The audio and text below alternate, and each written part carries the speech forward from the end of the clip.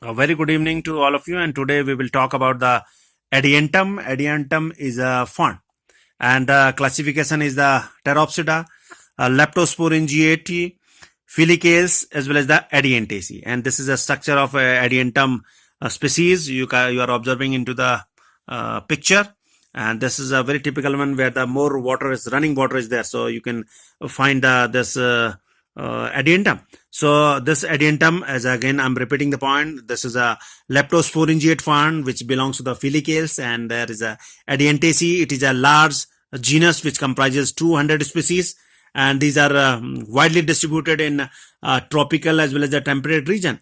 And the 10 species has been recognized from India. They occurs into the wet wall and on the shady rocks crevices. The common name is maiden hair fern. This has been given to this fern because this Adiantum, because of their bright black petiole which resemble with black hair of ladies. Several species of Adiantum are commonly grown in the garden. The genus which is represented in India are 10. These are Adiantum capilluveneris, Adiantum venustum, Adiantum lunulatum, and Adiantum anthiopicum. So these are very common. So if I'm just talking the lunulatum as well as the venustum, these are very common species of Adiantum. So the plant body is consisting of sporophyta, which is a visible plant body, which is consisting of rhizome, root, as well as the leaf. And the rhizome is usually subterranean. And creeping in this case, in certain cases, it is a creeping one, it's a perennial one, dichotomous one.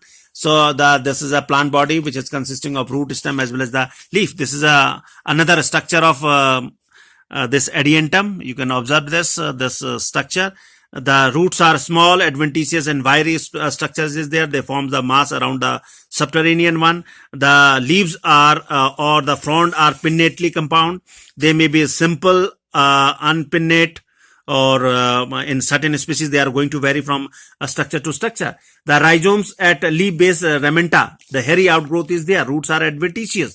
The leaves are frond or pinnate. Rachis is smooth, and 3 to 40 cells has been there in this case. And the leaves bear marginal sori covered by a reflex margin of the leaf flaps. So in this case, the sori is there. So sori is a characteristic feature of the fern. So this has been recognized. This is this diagram is showing the transverse sections of the root of Adiantum. Epidermis is there, and then the epidermis, outer cortex, inner cortex, pericycle, endodermis, phloem, metaxylem, as well as the protoxylem is there. And this is a structure of TS of rhizome. This rhizome is showing the outer one, epidermis, then hypodermis, parenchymatous cortex, outer endodermis, outer pericycle, outer phloem, xylem, inner pericycle, inner endodermis, then the pith. Then also, if I are just going to the mature rhizome, then you can identify that this meristeels has been distributed in this case. The epidermis is followed by the 4 to 6 layer of sclerenchymatous hypodermis. And also the next to the hypodermis is a parenchymatous ground tissue, and amphiphloic cypanostele with the solenostele as well as the dictyosteles has also been recognized. So if you are able to cut the section of the petiole, so petiole is you have to cut the section. This is a structure which is showing the petiole. So now the question comes to your mind that what is a petiole? So this petiole is consisting. This is a structure of petiole. Typical petiole is there. And in this case, the epidermis is a single layered with a thick cuticle, hypodermis with support mechanical to the rachis, and central part single or two or shaped horseshoe shaped structure has been recognized of the vascular stand. It's a very characteristic feature. So again, I'm repeating the point that the petiole TS is consisting of epidermis is single layered, a thick layer of cuticle is there. The hypodermis is there also been there which support the mechanicals of rachis. But very interesting one is that the V-shaped or the horseshoe shaped structure of vascular stand has been recognized in this case. So this is a very typical feature. this petiole. And if you are just going to finding that how the reproduction can take place in this case, the reproduction is by spore formation is taken place in this case.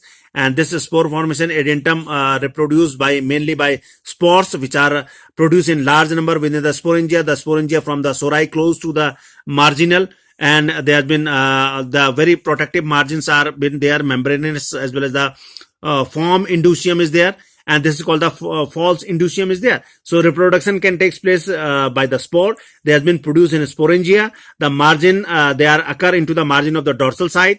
They have a protective margin is there, and this is protective margin which is called the false margin. They are known as the false inducium is also been there, and also because it has been developed from the leptosporingia type of development has been recognized because this is a fern.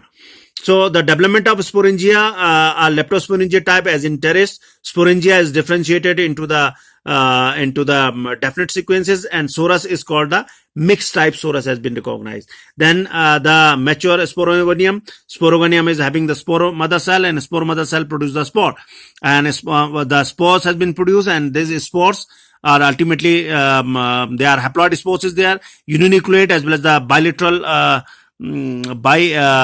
there's a bilateral spores is there. Spores wall is differentiated into the outer and ornamental exine, as well as the inner thin intine. Then the gametophytic generation, on the germination of the haploid spore, give rise to heart-shaped prothallus with the distinct apical notch. The prothali of adentum are monoecious, and here both Entheridia and Archegonia, the development of sex organ is similar to the as into the other cases of the Pteridophyta as in the other case of the fern.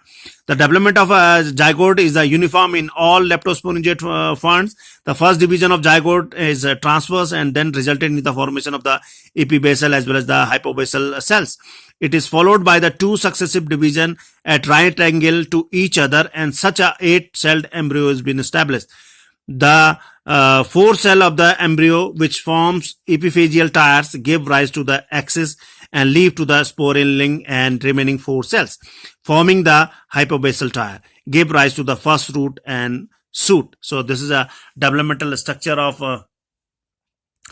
Adiantum, and ultimately Adiantum completed its life cycle by going into the gametophytic phase, and into the by fusion it going to convert into the sporophytic phase. So again the alternation of generation has been there. The visible plant body is a sporophyta, which is going to change into the gametophyta, and gametophyta through the prothallus, and it is ultimately changing into the sporophyta. So this is the fern, and this fern which we call the Adiantum has been recognized with very interesting aspects, and the false inducium is there into the sori. Also the horseshoe shaped vascular stand has been recognized into the petiole, TS. So this is a very characteristic feature of the Adiantum. However, this pinna is also been very differentiated from others one. Also, you can recognize that the sporangium is consisting of stalk as well as the capsule, and this is surrounded by the annular cells. So this is all about the Adiantum. Thank you very much.